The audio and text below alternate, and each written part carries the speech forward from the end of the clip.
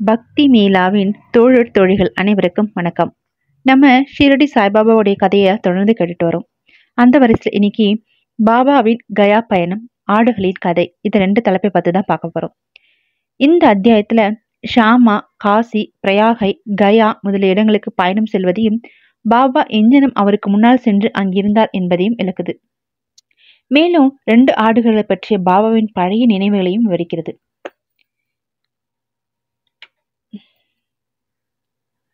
இந்த அத்தியாயத்துல, ஓ சாயி, தங்களது பாதங்களுக்கு தங்களை பற்றிய நினைவுகளும் தங்களது தரிசனமும் புனிதமானவை.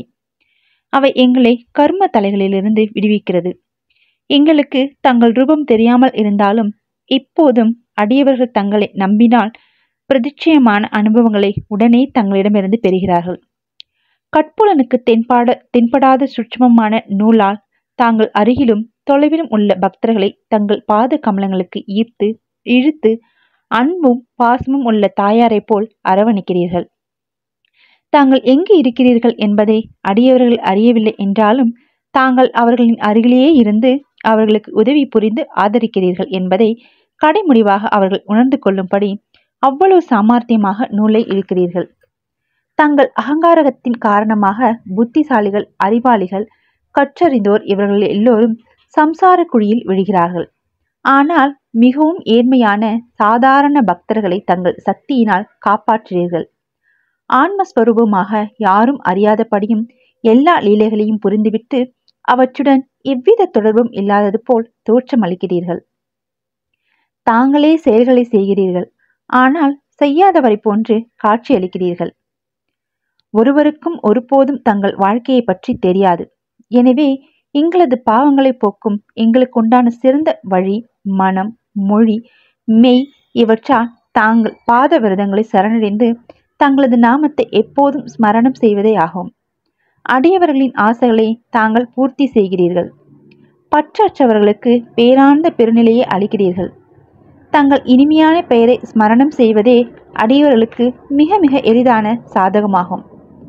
இச்சாதனங்களால் ராஜச தாமச பண்புகள் மறைந்து சத்துவ குணமும் நேர்மையும் முக்கியத்துவமும் அடைகின்றன. விவேகம், பற்றின்மை, ஞானம் முதலியவற்றையும் தொடர்கின்றன. பின்னர் நாம் நமது ஆன்மாவுடன் குருவிடம் ஒன்றி விடுவோம். இதுவே குருவிடம் பூரண சரணாகதி அடைவது என்பதாகும்.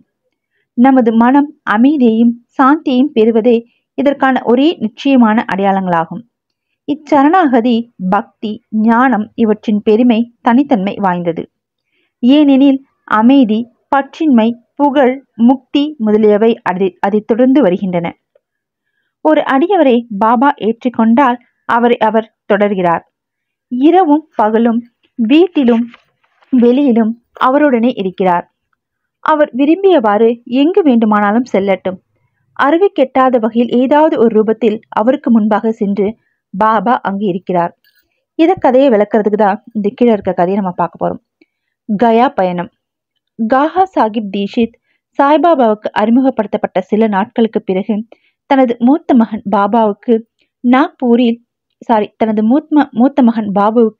நாக்பூரில் பூணூல் திருமணம் நிகழ்த்த நிச்சயித்தார். ஏறக்குறைய அதே தருணம் நானா சாஹிப் சாந்தோகருக்கு தமது மூத்த மகனுக்கும் குவாலியரில் திருமண வைபவம் நிகழ்த்த நிச்சயித்தார். தீஷித் சாந்தோர்கர் ஆகிய இருவரும் ஷீரடிக்கு வந்து வைபவங்களை பாபாவுக்கு அன்புடன் வரவேற்றனர். தமது பிரதிநிதியாக ஷியாமா ஏற்றுக்கொள்ளும்படி பாபா அவர்களிடம் கூறினார். அவரே நேரடியாக வர வேண்டும் என்றும் வற்புறுத்தப்பட்ட போது ஷியாமாவை அவர்களுடன் கூட்டிக் கொண்டு செல்லும்படி அவர்களிடம் கூறி காசிக்கும் பிரயாகைக்கும் சென்ற பின்பு நாம் ஷியாமாவை விட முன்னால் இருப்போம் என்று கூறினார். இத்தருணம் பாபாவின் மொழிகளை குறித்து கொள்ளுங்கள், ஏனெனில் அவைகள் அவரின் சர்வ வியாபகத்தை காண்பிக்கிறார். ஷியாமா பாபாவின் அனுமதியை பெற்றுக்கொண்டு இந்த வைபவங்கள் விழாக்கள் ஆகியவற்றுக்காக நாக்பூருக்கும் குவாலியருக்கும் சென்றுவிட்டு பின்னர் காசி, பிரியாகை மற்றும் கயாவுக்கு செல்ல தீர்மானித்தார். ஆபகோத தேவும் அவருடன் செல்வதாக இருந்தது. இருவரும் முதலில் நாக்பூருக்கு பூணூல் விழாவுக்கு சென்றனர். காஹா சாஹிப் தீஷித் ஷியாமாவுக்கு அவரின் செலவுக்காக ரூபாய் 200 கொடுத்தார்.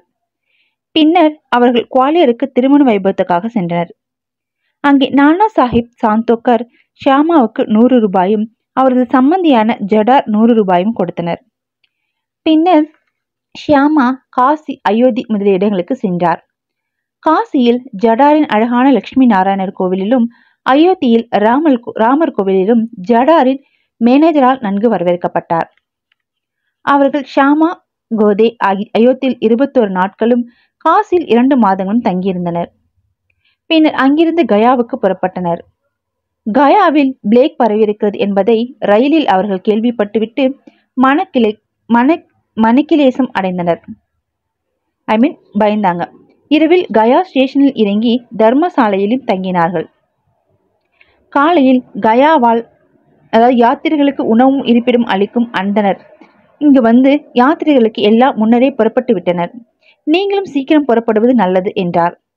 ஷியாமா தற்செயலாக அவரை கயாவில் பிளேக் இருக்கிறதா என்று வினவினார். இல்லை என்றார். கயாவலா, தயவு செய்து எந்தவித கவலையும் பயமும் இன்றி வந்து நீங்கள் தாங்களே பாருங்கள் என்றார். பின்னர் அவர்கள் அவர்களுடன் சென்று அவரது இல்லத்தில் தங்கினார்கள். இது பெரிய விசாலமான சத்திரமாகும். தனக்கு கொடுக்கப்பட்ட இடத்தை பற்றி ஷியாமா மிகவும் மகிழ்ந்தார். ஆனால் கட்டிடத்தின் முற்பகுதியில் நடுவே மாட்டப்பட்டிருந்த பாபாவின் பெரிய அழகான சாயி படமே அவரை மிகுந்த மகிழ்ச்சியில் ஆழ்த்தியது. இப்படத்தை பார்த்ததும் ஷியாமாவுக்கு உணர்ச்சி பொங்கியது. அவர் காசிக்கும் பிரயாகைக்கும் சென்று பிறகு ஷியாமாவுக்கு முன்னதாகவே நாம் அங்கிருப்போம் என்றார். பாபாவின் மொழிகளை நினைவு கூர்ந்தார். கண்களில் கண்ணீர் பொங்கியது. மயர்க்குச்செறிந்தது. தொண்டை அடைத்து தேம்பி அழத் தொடங்கினார். அங்கு பிளேக் இருப்பது குறித்து பயந்து அதனால் அவர் அழுகிறார் என கயாவாலா நினைத்தார். ஆனால் ஷியாமா பாபாவின் படத்தை எங்கிருந்தது, எப்போது அவர் பெற்றார் என்று விசாரித்தார்.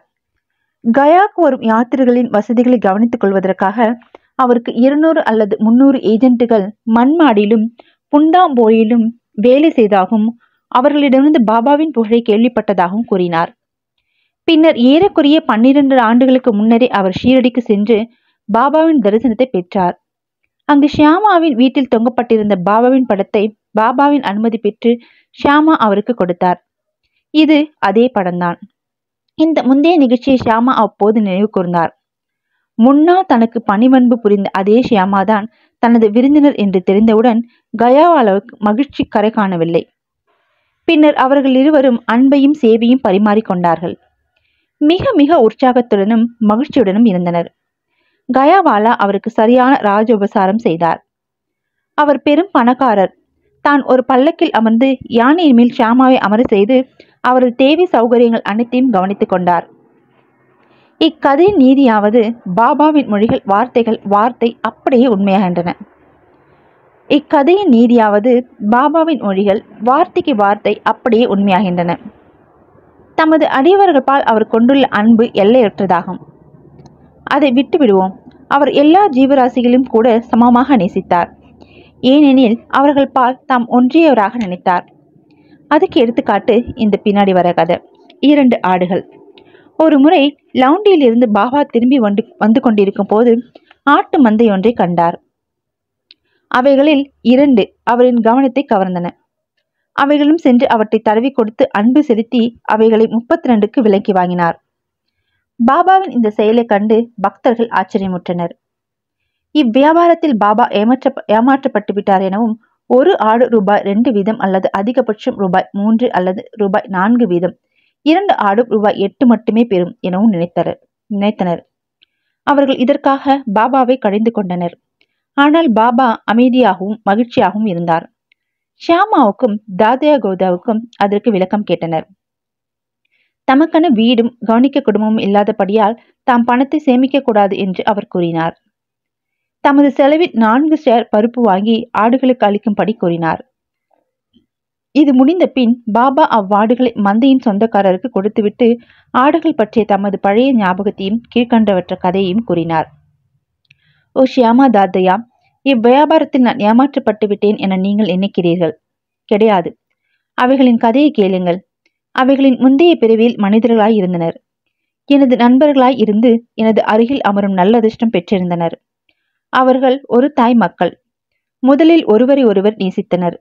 ஆனால் பிற்காலத்தில் பகையாளிகளாய் ஆகிவிட்டனர். மூத்தவன் சோம்பேறி, பின்னவன் சுறுசுறுப்பானவன். ஆதலால் பெரும் பொருள் திரட்டினான். மூத்தவன் பேராசையும் பொறாமையும் கொண்டு பின்னவனை கொன்று பணத்தை எடுத்துக்கொள்ள விரும்பினான். தங்கள் சகோதர உறவை மறந்து ஒருவருடன் ஒருவர் சண்டை போடத் தொடங்கினர். மூத்தவன் இளையவனை கொல்ல பல வழிமுறைகளை கையாண்டு அவனது முயற்சிகளில் தோல்வியடைந்தான். இவ்வாறாக அவர்கள் மரண விரோதியானார்கள். முடிவாக ஒரு சந்தர்ப்பத்தில் மூத்தவன் இளையவன் தலையில் தடிக்கம்பால் பலத்த மரணடி ஒன்று கொடுக்க, இளையவன் மூத்தவனை கோடாரியால் தாக்க, இதன் விளைவாக இருவரும் அவ்விடத்திலேயே மாண்டார்கள். அவர்கள் வினையின் காரணமாக இருவரும் ஆடுகளாக பிறந்தனர். சற்று முன் என்னை கடந்து சென்ற போது நான் அவர்களை அறிந்து கொண்டேன். அவைகளின் முந்தைய பிறவிகளை நினைவு கூர்ந்து இரக்கம் கொண்டு அவைகளுக்கு இளைப்பாறுதலும் சௌகரியமும் தர விரும்பி என்னிடம் இருந்த எல்லா பணத்தையும் செலவழித்தேன். இதற்காகத்தான் நீங்கள் என்னை குறை கூறுகிறீர்கள். நீங்கள் என்னுடைய பேரத்தை விரும்பாததால் நான் அவைகளை மேய்ப்பவனிடமே திரும்பி கொடுப்பிவிட்டேன் என்றார். ஆடுகளிடம் சாயின் அன்பு அத்தகையது. இதன் தொடர்ச்சியை நாம் நாளை காணலாம். தொடர்ந்து பயணிப்போம் இறையர்களோடு. ஸ்ரீ சாயியை பணிக. அனைவருக்கும் சாந்தி நிலவட்டும். நன்றி, வணக்கம்.